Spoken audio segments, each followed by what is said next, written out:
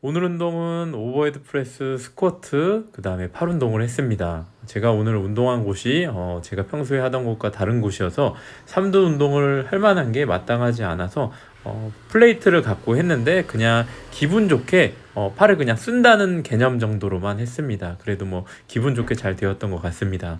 프레스를 보시면은 첫 번째 세트를 80으로 했다가 무게를 70으로 낮춰서 했는데 그 이유가 오늘 원래 가볍게 하는 날이었는데 저도 모르게 여기 오니까 뭔가 그 분위기가 너무 좋아서 이 플레이트가 너무 좋아서 끼다 보니까 모르고 80으로 첫 번째 세트를 했던 것 같습니다. 그래도 뭐 프레스도 기분 좋게 잘 했고 특히 오늘 스쿼트 같은 경우에는 오늘 190까지 올라가 봤습니다. 190으로 3개를 한 거는 뭐 굉장히 오랜만인 것 같은데 역도장에서 했을 때의 장점이 제가 기존에 운동하는 곳에서는 바벨을 만약에 내가 앉다가 뭔가 합이 안 맞아서 좀 큰일 났다라는 느낌을 받을 때 바벨을 던질 수가 없어서 굉장히 부담스럽습니다. 근데 이 장소 같은 경우에는 내가 만약에 하다가 앉다가 뭔가 삐끗해도 그냥 뒤로 던져버리면 돼서 심리적인 그런 안정감이 있어서 좀 가벼운 마음으로 하니까 더 합이 잘 맞았던 것 같습니다. 자, 오늘은 제가 운동을 할 때 아주 보이지 않는 작은 것에 대한 차이에 대해 말씀을 드리겠습니다. 이게 무슨 말이냐면 그냥 똑같은 데드리프트처럼 보이더라도 다 다릅니다. 하는 게 이게 무슨 말이냐면 어떤 분들은 그냥 주저앉아서 허리를 펴고 드는 거랑 똑같은 모습으로 드는 것처럼 보이지만 그냥 주저앉은 게 아니라 다리 전체에 텐션을 걸고 그 다음에 몸의 텐션을 이용해서 이런 잡아놓고 드는 것, 이런 차이가 있습니다. 그냥 겉으로 보이는 게 다가 아니라 그 안에서 보이지 않는 차이가 있어서, 그래서 여러분들 다들 보셨을 겁니다.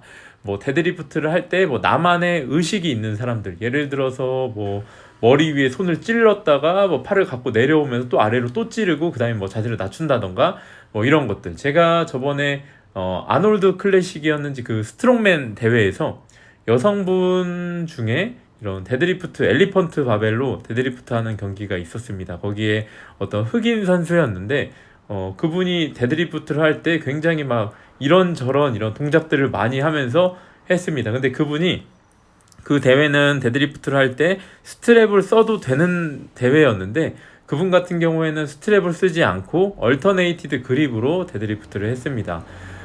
얼터네이티드 그립 같은 경우에는 락아웃을 할 때 살짝 불편하는 경우가 있는데 그분이 딱 락아웃을 할 때 얼터네이티드 그립 때문인지 좀 불편하게 락아웃을 했습니다. 그래서 그분이 만약에 스트랩을 써서 그냥 오버그립 모양으로 해서 데드를 했다면 락아웃이 더 편했을 텐데도 이렇게 얼터네이티드 그립으로 이렇게 뒤집어서 잡은 겁니다. 근데 그분이 왜 그렇게 했냐라고 한다면 그분이 만약에 스트랩을 쓰면 그렇게 들 수 없었을 겁니다.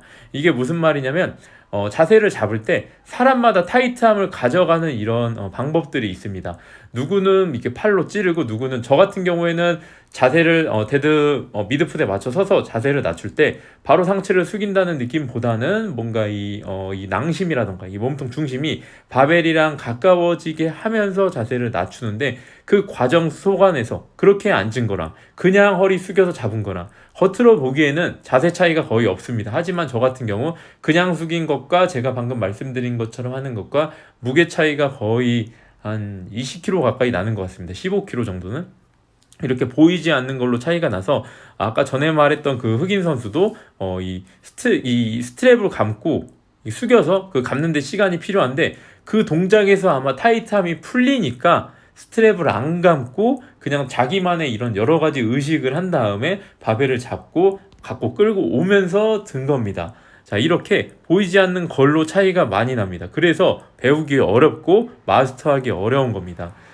그래서 그냥 단순히 해부학적으로 접근을 하면 접근을 해서 절대 잘 들 수 없다고 생각하고 이런 잘 들으시는 분들의 노하우들을 한번 들어보면은 각자만의 이런 노하우들이 있습니다. 그래서 이런 분 저런 분 잘 드시는 분들은 다 그런 이유가 있으니까 한번 들어보는 것도 굉장히 좋은 방법인 것 같습니다. 어찌됐든 바벨을 잡을 때든 이런 거든 내가 왜 이렇게 자세가 안 나오는지 한번 고민을 해보시고 어떤 보이지 않는 부분도 따라하려고 해보시는 것도 좋습니다. 그래서 제가 뭐 회원분들이나 주변에 조언을 할 때 이런 큐를 많이 줍니다. 여러분들 혹시 축구나 농구 좋아하면은 그런 스포츠를 하기 전에 그런 선수들, 내가 좋아하는 선수가 운동하는 그런 하이라이트 영상을 보고 뭐 농구를 하던가 축구를 한 적이 있을 겁니다. 근데 그때는 이상하게 그 선수를 나도 모르게 따라하는 걸 볼 수 있었을 겁니다. 그거랑 똑같습니다. 내가 좋아하고 내가 닮고 싶은 선수가 하는 걸 그냥 눈으로 담아둔 다음에 그런 뭔가 뉘앙스를 따라하다 보면은 나도 모르게 이런 차이가 있구나를 깨닫게 될 수도 있습니다. 스쿼트를 갖고 나올 때 호흡을 채우는 것도 마찬가지고 뭐 갖고 나올 때 중심을 낮춘다는 포인트 이런 것들은 사실 눈으로 보이지도 않고 그냥 해부학적으로 접근해서는 설명을 해줄 수가 없습니다. 그래서 이런 것들을 한번 보는 것도 굉장히 좋은 방법이라고 생각을 합니다. 근데 여기서 중요한 거는 겉으로 보이는 자세를 단순하게 따라하면 안 됩니다.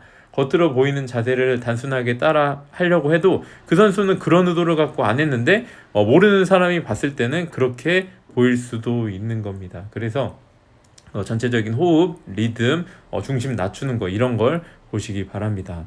자, 오늘 운동은 이렇게 마무리했습니다. 오늘 위성호 코치님도 만나서 굉장히 즐거운 시간이었던 것 같습니다. 다음에 또 좋은 영상으로 찾아뵙겠습니다. 감사합니다.